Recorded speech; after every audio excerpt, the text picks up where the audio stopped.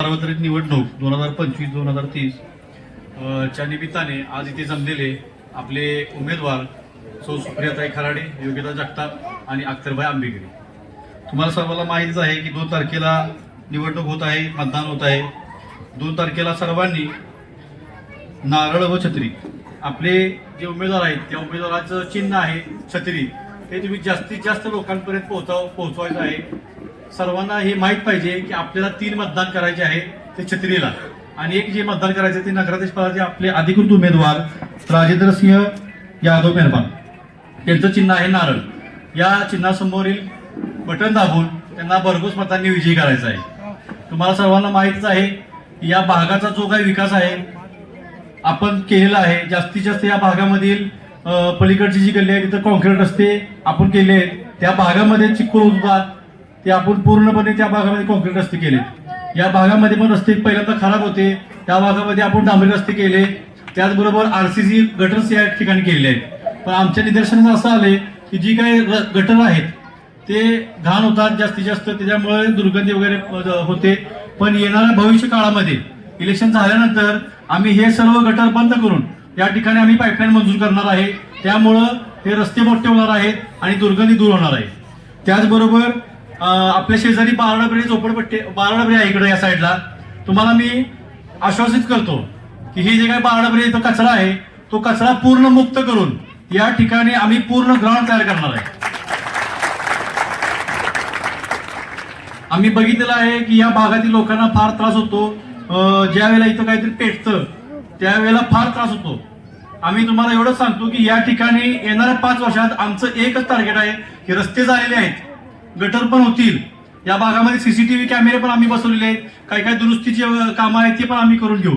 पण सर्वात मोठा एक प्रश्न आहे की तो कचऱ्याचा ढिगाचा. या भागातल्या लोकांना सर्वात जास्त त्रास होतो त्या कचऱ्याच्या ढिगाचा. आम्ही तुम्हाला एवढंच सांगतो की येणाऱ्या इलेक्शन नंतर एकच फक्त टार्गेट असणार आहे, हा कचरा इथनं हलवून पूर्णपणे इथं कसं ग्राउंड करता येईल व चांगली चांगली झाडं कशी करता येतील. तुम्हाला माहित आहे इथून थोड्या अंतरावर पाणी टाकी आहे, तिथं पण अशीच परिस्थिती होती. त्या भागामध्ये कचऱ्याचा डेपो आणि सगळं भांगार आणि गांडुकत प्रकल्प होतं. पण त्या ठिकाणी सगळी घाण असल्यामुळं आम्ही एक विचार केला की इथं काहीतरी आपल्याला केलं पाहिजे. कराड शहरामध्ये 2 गार्डन आहेत, एक आपल्या घाटावर आहे आणि इकडं पीडी पाटील उद्यान आहे. मग आम्ही विचार केला की या भागामध्ये काहीतरी काम केलं पाहिजे. लोकांना एवढं लांब जायला लागतं घाटावर, आपल्याला लहान मुलांना जावं लागतंय. तर आम्ही सर्वांनी मिळून एक विचार केला की या भागामध्ये काहीतरी आपल्याला चांगलं करायला पाहिजे. म्हणून आम्ही त्या ठिकाणी गार्डन केलं. गार्डनसाठी आम्ही 1,40,00,000 मंजूर केले. तुम्हाला सर्वांना माहित आहे की पाणीच्या टाकीच्या खाली एक चांगलं असं भव्य गार्डन आपण त्या ठिकाणी केलेलं आहे. त्याचबरोबर मला स्वतःला व्यायामाची आवड आहे, त्यामुळे मी या भागातील लोकांना विचारात घेऊन आमदार सदाभाऊ खोत साहेब यांच्याकडून आपण 15 लाख रुपये निधी आणला.